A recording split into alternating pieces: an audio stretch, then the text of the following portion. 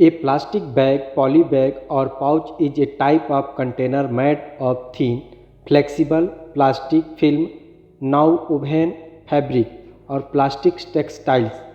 Plastic bags are used for containing and transporting goods such as foods, produce, powders, ice, magazines, chemicals, and wastes. It is a common form of packing. Many kinds of polythene are known with most having the chemical formula C2H4N.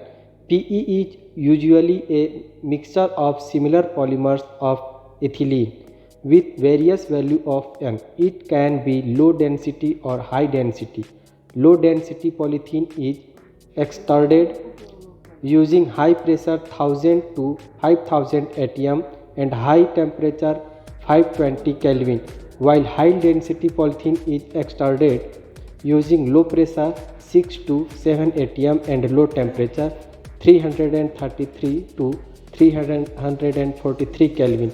Polythene is a usually thermoplastic, but it can be modified to become thermosetting instead, for example in cross-linked polythene.